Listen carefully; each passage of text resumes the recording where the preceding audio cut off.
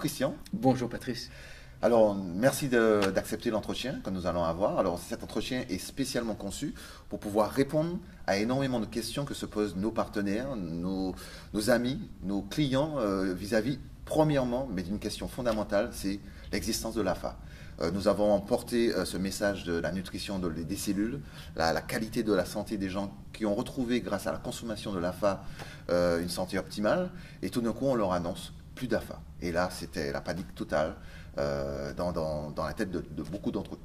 Peux-tu nous répondre sur cet aspect-là? Bien sûr, bien sûr. Ben, je pense que vous avez vu le vidéo que j'ai fait en juillet justement sur la récolte de 2016. Donc il y a de l'AFA, il n'y a aucun problème. Il y a beaucoup d'AFA dans le lac. Mais je pense qu'il est important ici, c'est pas simplement de dire il y a de l'AFA, mais de donner un peu l'historique. Pourquoi on est arrivé à même avoir des affirmations pareilles qui ont été faites? Parce que je crois que ça nous dit beaucoup sur l'approche de mon ancien partenaire, si je puis dire, pour brouiller un peu les choses. De l'AFA, donc les affirmations, si je ramène un peu les affirmations qui ont été faites, le lac se transforme, le lac n'est plus ce qu'il était, le lac, il y a des risques, donc du coup, mon ancien partenaire a dit qu'il y a eu cette décision stratégique de se séparer de l'AFA, de se distancer de l'AFA et de se tourner vers d'autres ingrédients parce que le lac se transformait et donc tout ça venait d'une décision d'affaires, si je puis dire. Et puis, c'est tout du faux. Il y a des bribes de vérité. C'est ça, en fait, la chose insidieuse. C'est qu'il y a des bribes de vérité qui sont utilisées pour tisser un peu un voile qui brouille un petit peu la situation. Le lac se transforme, c'est vrai. Comment le lac se transforme? Pas évident. C'est pas évident de le voir. Si on regarde les faits, il y a eu la première année où je suis allé au lac Klamath, donc c'est en 1994, c'était une sécheresse et une grande pénurie. Ça a été une des années de production les plus basses, 1994. On a eu une année très basse en 2001. On a eu une année très basse en 2015. Et entre ça, il y a eu des très bonnes années. 2016, cette année, et jusqu'à présent, une des meilleures années.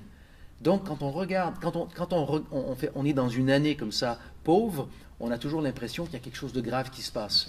Quand on regarde avec le recul, on voit qu'en fait, historiquement, il y a ces bonnes années, ces mauvaises années. Donc, il n'y a pas vraiment ce changement global qui nous amène vers un risque au niveau de l'AFA.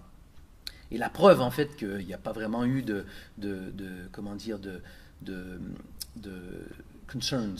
d'inquiétude sur l'AFA, c'est que jusqu'à récemment, au mois de mai, Stemtech a essayé d'acquérir Cyrul. Donc pourquoi on essaierait d'acheter Cyrul s'il y a des problèmes d'AFA? Donc tout ça, c'est une histoire complètement fabriquée qui vient d'un fait tout à fait indiscutable, indéniable. C'est le fait que Stemtech ne payait pas pour ses produits. C'est ça le problème. Il y a un problème financier réel et Stemtech ne payait pas pour ses produits. Au cours des 10 dernières années, Stemtech était en dette, si je puis dire, avec Cyrul, 72% du temps. Et donc, à la fin, la situation est arrivée. Et puis, tiens, je fais une analogie un peu simpliste. Okay? Tu t'achètes une voiture, tu dois te payer 1 000 $ à tous les mois au concessionnaire pour avoir ta voiture. Et après un certain temps, tu arrêtes de payer 1 mois, 2 mois, 3 mois, 6 mois. Et là, le concessionnaire t'appelle et te dit si tu ne paies pas, je vais saisir la voiture. Et la réponse, c'est de dire les voitures, ça vaut rien, il faut arrêter d'utiliser les voitures, c'est mauvais. C'est un peu ça, en fait. La réalité, c'est que Cyrul n'était pas payé. Et Cyrul a dit si vous ne payez pas, on va arrêter de vous envoyer des produits. Et donc, devant cette situation-là, ne sachant que Stemtech ne pouvait pas payer, ce que Stemtech a fait, et ça, personne ne le sait, mais ça, c'est public en ce sens que ça m'a été dit, ça a été dit à d'autres personnes, ça a été mis dans des emails, et ça a été dit aussi à Greg Newman. La stratégie a été, on va arrêter de prendre vos produits, comme ça, vous allez faire banqueroute, et on va pouvoir vous racheter. Ça, c'est l'attitude d'affaires que mon ancien partenaire a prise. Et devant ça, et beaucoup d'autres choses, devant ça, ça m'a écœuré. J'ai plus voulu faire partie d'une structure d'affaires qui agit comme ça. Donc c'était la transition sur le fait qu'on apprenait tous avec un choc énorme que Christian Drapeau quittait Stemtech. Ça a été une des raisons. Il y a eu d'autres raisons, ça a été une des raisons, mais en termes de l'AFA comme tel, il y a de l'AFA. L'AFA n'est pas un problème.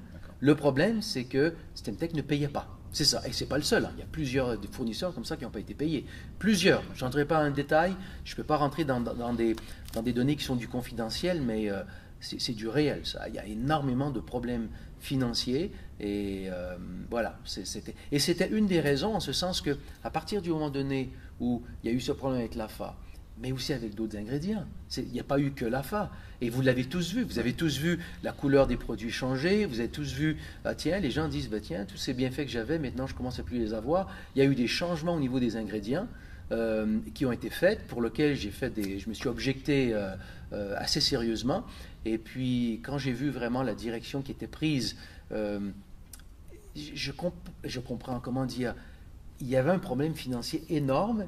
Et c'est intenable. Donc, il y a eu des décisions qui ont été prises, et les décisions ont été vers, justement, des produits moins efficaces. On a dilué différentes choses. Et donc, à la fin, j'ai simplement pas voulu faire partie de ça.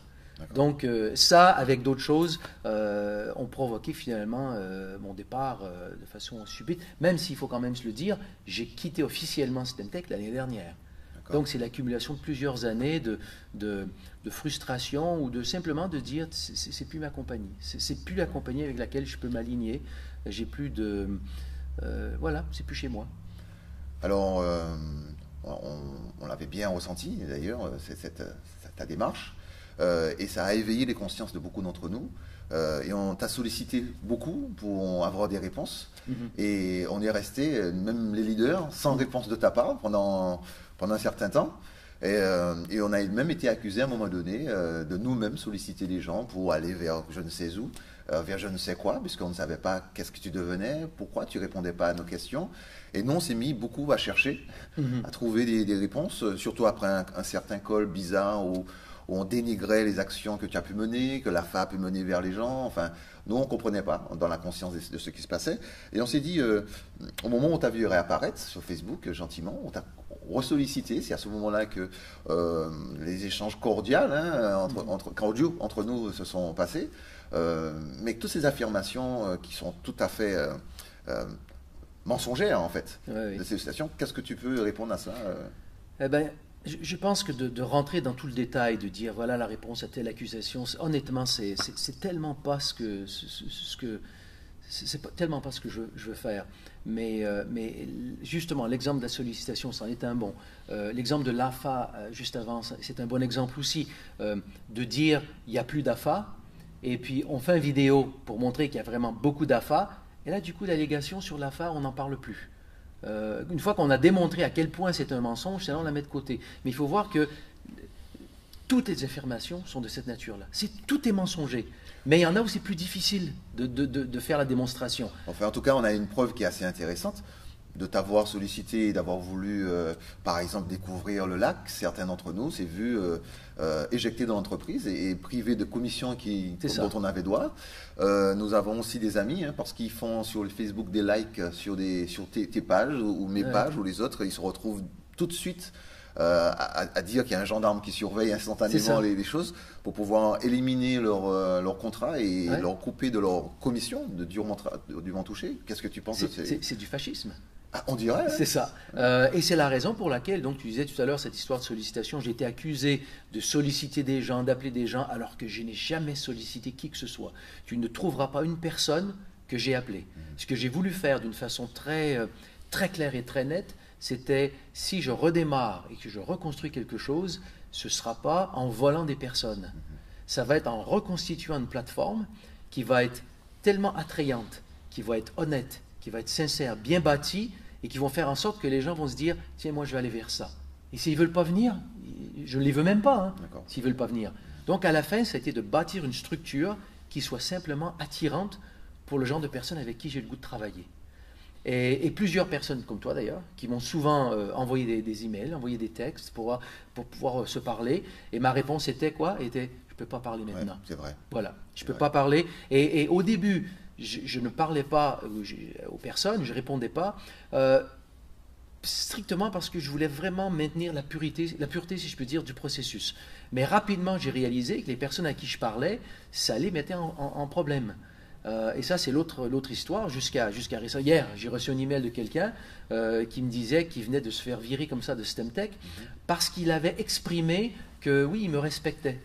Et ça a été assez pour faire en sorte que cette personne soit terminée. Ah, bon, ça c'est l'extrême, je ne croyais jamais que ça irait jusque-là, mais c'est la raison pour laquelle j'ai vraiment décidé de ne pas contacter personne, de ne parler à personne jusqu'au moment où on soit prêt vraiment de révéler ce qu'il y en est, pour protéger les personnes. Et en fait, qu'est-ce qui a amené les personnes à vraiment me contacter ? Parce que j'ai contacté personne.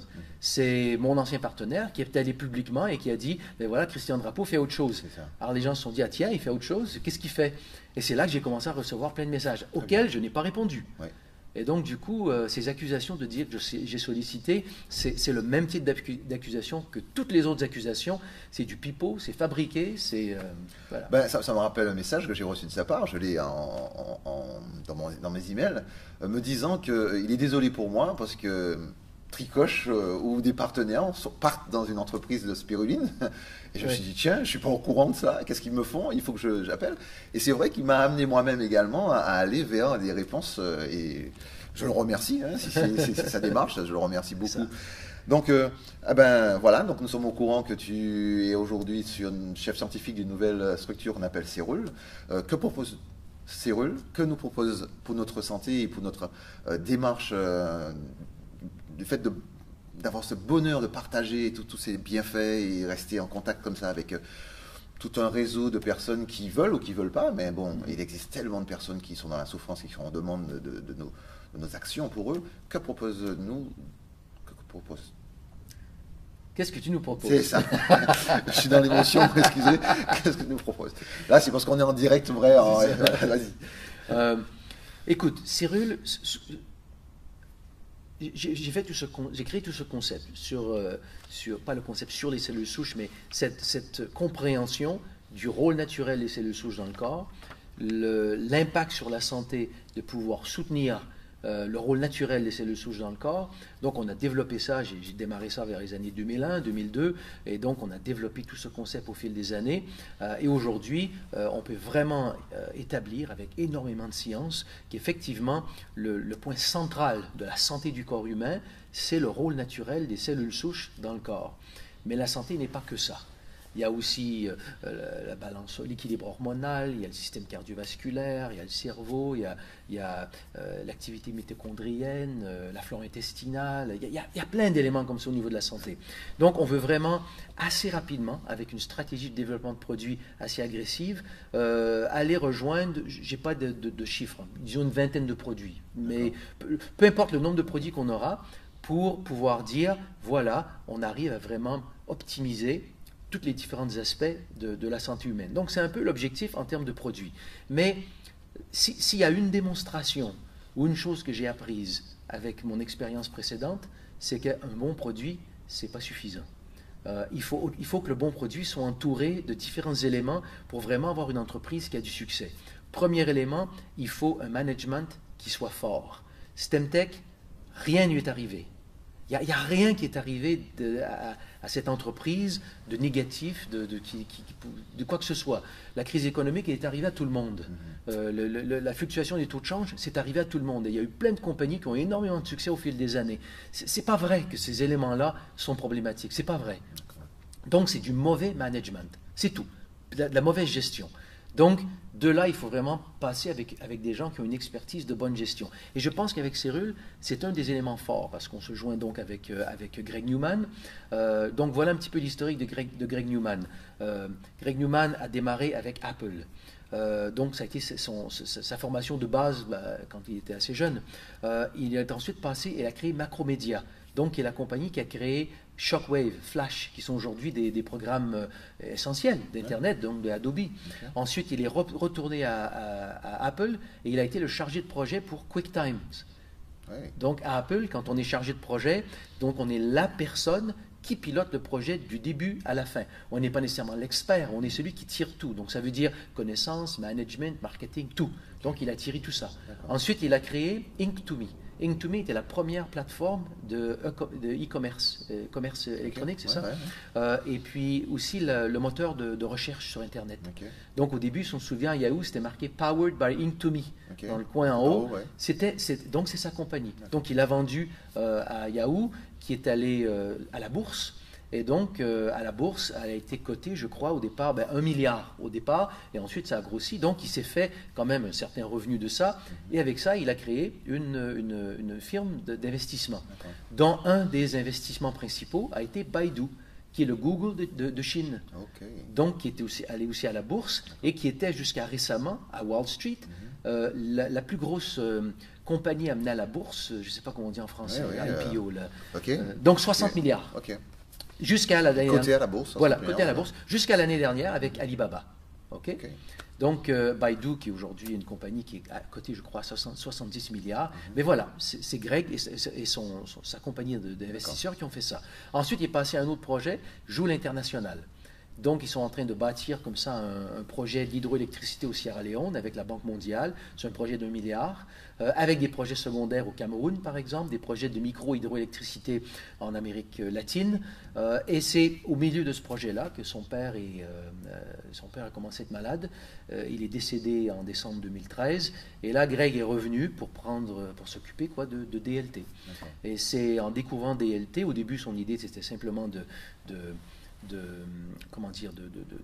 comprendre l'entreprise, pour la structurer, pour la vendre. Et au cours de tout ça, il a vraiment entendu parler des histoires sur STEM & Nance, il y a vu les nouveaux produits en développement, lentement comme ça, il a commencé à être séduit par le potentiel que DLT pouvait avoir. Donc c'est devenu Cyrul après, donc le potentiel que Cyrul pouvait avoir. Et c'est au moment où Stemtech, mon ancien partenaire, a commencé à jouer ces jeux un peu malhonnêtes, si je peux dire, avec Cyrul, que je me suis retiré.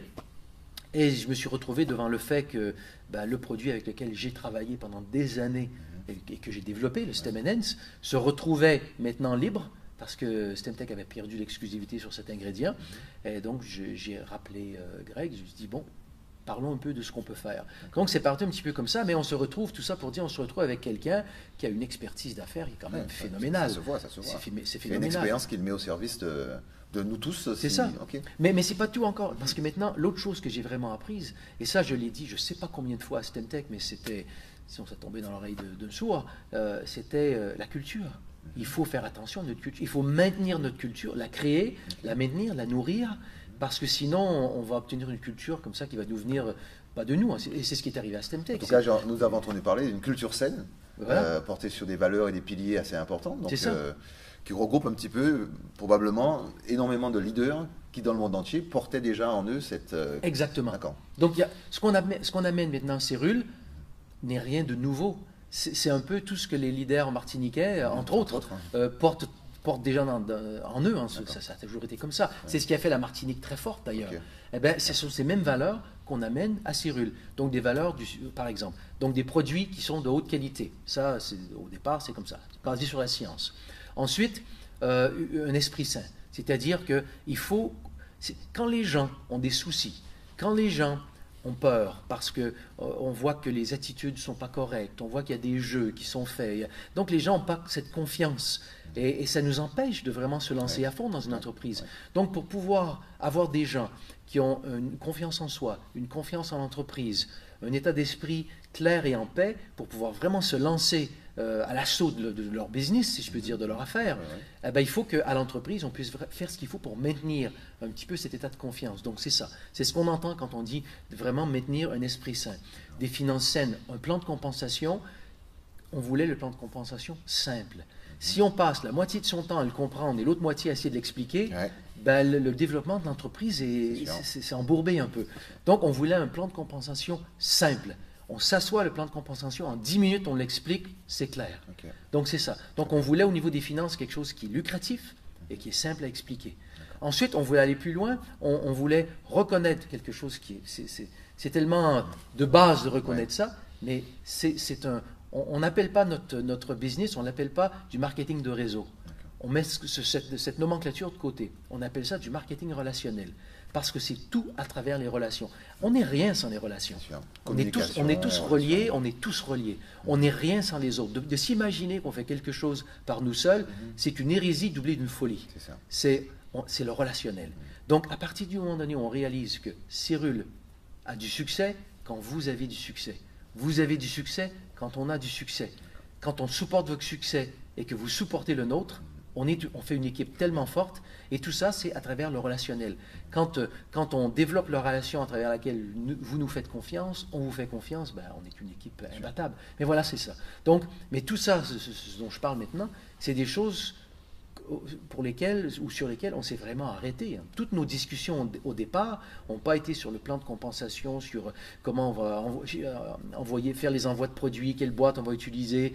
Ça n'a pas été ça. Ça a été quelle sera notre culture et qu'est-ce qu'on va faire à l'interne pour protéger cette culture, pour s'assurer que nous, on va fonctionner à l'intérieur de cette culture et qu'on va pouvoir exporter et vraiment attirer, si je peux dire, des gens qui vont avoir la même culture. Très bien. Donc on discute tout, on débat tout, il n'y a pas de mauvaise question.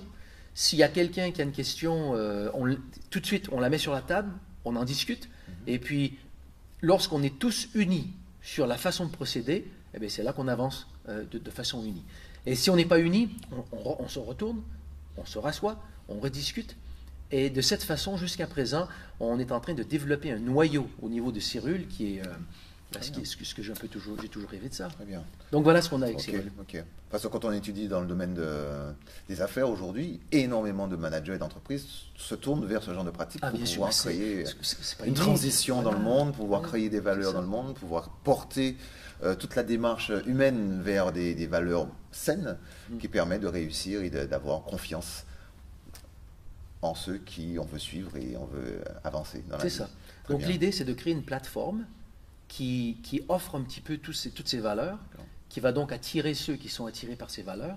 Et à la fin, imagine-toi de se retrouver comme ça, plusieurs milliers de personnes qui partagent ces valeurs. C'est sûr. Ce serait pas... C'est le rêve qu'on a commencé à bâtir. C'est ça. Et je me rappelais, et c'est pour ça que je n'ai jamais cessé d'imaginer, le premier slogan que vous aviez, c'était « Imaginer un monde nouveau, un monde de rêve, où toute notre vie changeait grâce aux produits, grâce au management, grâce au fait que nous pouvons vous faire confiance, et c'est cette confiance, j'espère, et je le sais, je le sens, que nous pouvons vous accorder et que nous nous accordons à nous pour ensemble faire un beau travail. Merci Christian. Voilà, merci Patrice. Si tu as quelque chose à ajouter à ceux qui nous écoutent, à ceux qui nous entendent. Mon seul message, c'est de dire j'ai tellement hâte de vous revoir. De retourner en Réunion, bon, on est ici en France, à Paris, mais de retourner à la Réunion, à la Martinique, de faire des tours comme ça en France, à la métropole, j'ai vraiment hâte de tous vous revoir. Merci.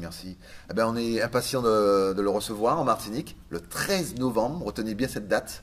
Nous allons, comme que vous le savez faire, remplir de plus de 1000 places et te faire un accueil, à Cyrul et à Greg Newman qui sera là. Tout à fait. Venez rencontrer Greg, ça vaut le coup. Oui, ça vaut le coup. C'est vraiment un bon collègue. Très bien. Merci beaucoup Christian et à très bientôt. À bientôt. Vraiment, mon Merci. ami. Okay.